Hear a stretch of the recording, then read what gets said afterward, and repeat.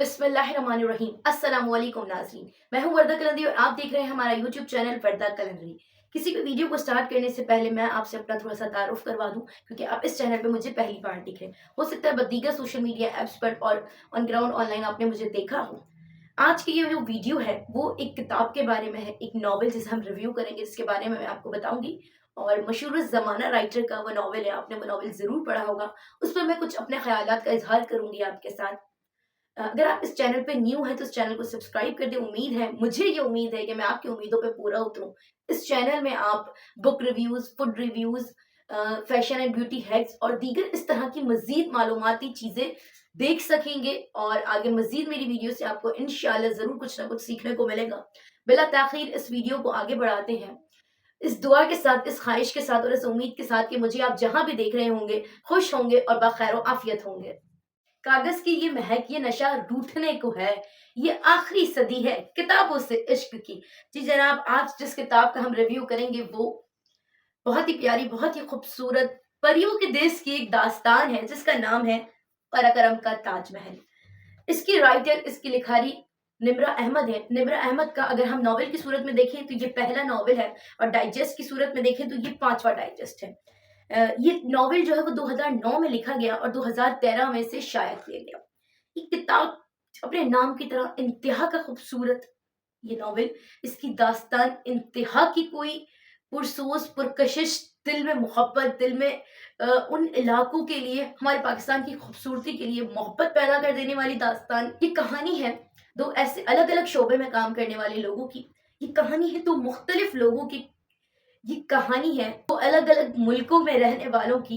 ये कहानी है उन 2 लोगों की जिनका शौक एक था, जिनके ख्वाब एक थे, जिनकी ख्वाहिश एक थी और वो थी इन पहाड़ों को सर करना। जैसे इस किताब का टाइटल है और इस किताब का टाइटल इतना खूबसूरत है, ये ऐसा लग रहा है कि किसी ख्वाब में हम कोई बर्फीली जो चोटी होती है वो देख रहे हैं, एक पलिस्तान का हम कोई पहाड़ देख रहे हैं और ये दास्तान बिल्कुल ही ऐसी है। ये दास्तान है पाकिस्तान के डॉक्टर परीशे और टर्की के अरसलान उफ़क़ की। ये दास्तान है पाकिस्तान की एक लड़की की जिसने जब बाहर मुल्क लंदन से वो आई अपने वालिद के साथ, अपनी वालिदा के इंतकाल के बाद, तो ये पहाड़ों को सर करने की इनकी जो ख्वाहिश थी, जिनकी इन्होंने जो है डॉक्टर परीशे ने, अगर हम बात करें परीशे के किरदार की, तो ये वहाँ से इसकी तरबियत भी हासिल करके आई थी। मगर जहाँ से उन्होंने एक मुल्क से सफ़र किया, तो उनकी किस्मत ने और उनके काम ने, उनके शौक ने, हर चीज़ ने सफ़र किया और ये सफ़र कुछ इस तरह से बदला कि एक लड़की जो पहाड़ों को सर करना चाहती थी, जो खुली आँखों से ख्वाब देखती थी, एक लड़की जो किसी परिस्तान में रहती थी, उसने सफ़र किया पहाड़ों से डॉक्टरी की तरफ। और वहीं दूसरी तरफ उसका एक ख्वाब था, एक उम्मीद थी, उसका एक ख़याल था, एक यकीन था कि कोई तो आएगा उसके परिस्तान में जो उसका शहज़ादा बनेगा। कोई तो आएगा परिस्तान से कौकाफ के जिनों से उस परी को छुड़ाने।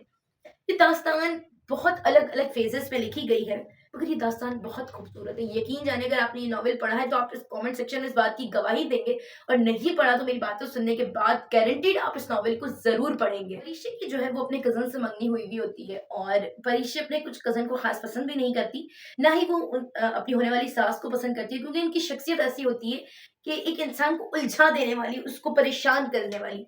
बहरहाल लेकिन परिश्ता अपने जो है परीक्षित अपने वालिद की ख्वाहिश के आगे कुछ नहीं कहती और ये मंगनी चली रही होती है। एक ज़िद परीक्षे की, कहते हैं ना कि किस्मत में जिसका मिलना लिखा होता है वो आपको कहीं भी, कभी भी मिल सकता है और ये सारे खेल तकदीर के होते हैं, आप इसमें कुछ नहीं करते। परीक्षे एक ख्वाहिश लेकर, एक ज़िद लेकर अपने बाप से लाड में एक बात मनवाती है कि मैंने एक पहाड़ सर करने जाना है। काराकोरम का ताजमहल जो है, ये नाम मैंने जो रिसर्च की मुझे ये पता चला कि ये इतना हसीन, इतना खूबसूरत, इतना सफ़ेद पुरकशिश, ये एक चोटी, एक पहाड़ और इतना दिल फ़रेब, दिलकश नज़ारा है कि अक्सर सियाहों को या कोह-ए-पैमाह जो होते हैं, जो पहाड़ों को सर करते हैं, उनको इसे देखकर ताजमहल की याद आती है। ताजमहल मोहब्बत का एक सिंबल है और उसी से इसकी मुशाहबत देकर इस नॉवेल का और उस सारी वादी का नाम भी रखा गया। इस नॉवेल की जो सबसे खूबसूरत बात है कि जो मुझ जैसे, आप जैसे लोग हैं जिन्होंने पाकिस्तान की खूबसूरती के बारे में शायद थोड़ा बहुत सुना हो, देखा ना हो, इस किताब के साथ गारंटीड आप वो चीज़ महसूस कर सकते हैं और आप कहेंगे कि वाक़ई पाकिस्तान जन्नत का एक टुकड़ा है और हमारे जो दीगर इलाका जात हैं जहाँ पे इतनी खूबसूरती है, वो किसी नेमत से कम नहीं। वहीं ये एक दास्तान शुरू होती है परिशे जो है वो बैठी होती है, एक ब्रिज टाइप होता है। परिशे वहाँ बैठी होती है, देखती है कि सामने से घोड़े पे एक नौजवान नमदार होता है। वो वक़्त ऐसा होता है परिशे के लिए जैसे कोई ख्वाब देख रही हो, कोई इसने एक ख्वाब की वादियों से उतरा हुआ शहज़ादा देख लिया, और प्रिंस चार्मिंग हम जिसे कहते हैं। ये दोनों एक साथ पहाड़ों को सर करने जाते हैं। बहुत सारे मुख्तलिफ इनके साथ मसले पेश आते हैं, इनकी इस बीच लड़ाई भी होती है, दोस्ती भी होती है, इस बीच इनकी बातचीत बनती भी है, बातचीत बिगड़ती भी है। लेकिन एट द मोमेंट ऐसा होता है एट द एंड कि परिशे उस ट्रिप पर, उस एडवेंचर पर ज़रूर जाती है, और असल दास्तान इनकी वहाँ से शुरू होती है। इस बीच तो इनकी हाँ ना, नोक-झोंक चली रही होती है। और जब पहाड़ों में बहुत मौसम बदलता है, ऑक्सीजन लो होता है, हमारी जो नॉर्मल लाइफ है उससे हर चीज़ जो है बहुत डिफरेंट वहाँ पे होती है। ये जो पहाड़ों को सर करने का काम है ना, ये वही कर सकता है कि जिसका जिगरा बहुत हो। ये मैं पूरा रिवील नहीं करूँगी, इसके लिए आपको ये नॉवेल ज़रूर पढ़नी पड़ेगी। ये नॉवेल आपको किसी भी बुक शॉप से या ऑनलाइन पे मिल जाएगी, अवेलेबल है।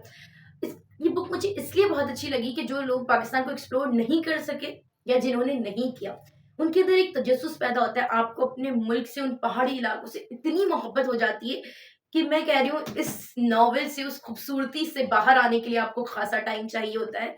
और मैं खुद जब अपने घर में बैठ के ये नॉवेल पढ़ रही थी, तो मुझे ऐसा लग रहा था कि मैं पहाड़ों में हूँ, मैं उन वादियों में हूँ। एक मुझे बाकायदा वो ठंड, वो मौसम, वो सर्दी, वो तमाम चीज़ें महसूस होने लगी थी। और एक नॉवेल लवर का, या जो नॉवेलों से मोहब्बत करते हैं, उनकी ख़ासियत ये होती है, आप जब किताब पढ़ने बैठते हैं ना, आप नहीं रहते, आप इन किरदारों में घुल जाते हैं, इन किरदारों में कहीं गुम हो जाते हैं, और बिल्कुल इसी नॉवेल में ऐसा ही होता है। इस नॉवेल का टाइटल बहुत खूबसूरत है, इस नॉवेल की कहानी बहुत खूबसूरत है, और सबसे बड़ी बात, इसका एंड बहुत खूबसूरत है। जिन्होंने पढ़ी है वो इस वीडियो को लाइक, कमेंट, शेयर कीजिए, हमारे चैनल को ज़रूर सब्सक्राइब कीजिएगा। जिन्होंने नहीं पढ़ा, वो इस नॉवेल को पढ़ के मुझे इधर कमेंट सेक्शन में ज़रूर बताइएगा। यकीनन आपको ये नॉवेल बहुत पसंद आएगा। और निम्रा अहमद और जो हुमैरा अहमद है, ये दोनों राइटर्स, मुझे ऐसा लगता है दे आर सोल राइटर्स। ये रूह में बसने वाली चीज़ें लिखती हैं, और बहुत से बेतहाशा ऐसे अपकमिंग नॉवेल्स हैं, जिनकी मैं आपको कहानी थोड़ी बहुत बताऊँगी, ताकि आपके अंदर सस्पेंस पैदा हो, जिनका थोड़ा बहुत मैं आपको रिव्यू दूँगी। और किताबें आपको जो पसंद है, चाहे उर्दू हो, चाहे इंग्लिश हो, किसी और भी ज़ुबान की आपको किताबें पसंद हैं, अपनी जो कोर्स बुक्स हैं उनसे हट के किताबों का मुताला ज़रूर किया करें, क्योंकि किताबों जैसा दोस्त कोई नहीं होता। आपको जो चीज़ें ज़िंदगी ने, खैर ये तो एक अलग गलत मिसाल हो जाएगी कि ज़िंदगी नहीं सिखा सकी, क्योंकि ज़िंदगी तो बड़े उतार-चढ़ाव का नाम है, ज़िंदगी तो बहुत कुछ सिखा देती है, ज़िंदगी तो बहुत कुछ समझा देती है। लेकिन बहुत से ऐसे सबक होते हैं जो किताबों में मौजूद हैं, बहुत सी ऐसी, अब जैसे इसकी मिसाल ले लें, पहाड़ों की वो कहानियाँ, पहाड़ों की वो खूबसूरती, पहाड़ों की वो दिलकश, दिलफ़रेब नज़ारे हमें नहीं पता था। हमें खुद नहीं पता हमारे मुल्क में कितनी नेमतें हैं, हमारा मुल्क कितना खूबसूरत है। आज के इस दौर में जब हम पाकिस्तान का लोग इस तरह का चेहरा दिखाते हैं, बहुत ज़रूरी है कि आप ऐसी किताबें पढ़ें और जानें कि पाकिस्तान वाक़ई एक नेमत है। पाकिस्तान ज़िंदाबाद। अपना बहुत ख़्याल रखिएगा, आपसे फिर होगी मुलाकात किसी और वीडियो में, किसी और बुक रिव्यू के साथ, या किसी और मज़ेदार टॉपिक के साथ। तब तक मुझे दीजिए इजाज़त। अल्लाह हाफ़िज़।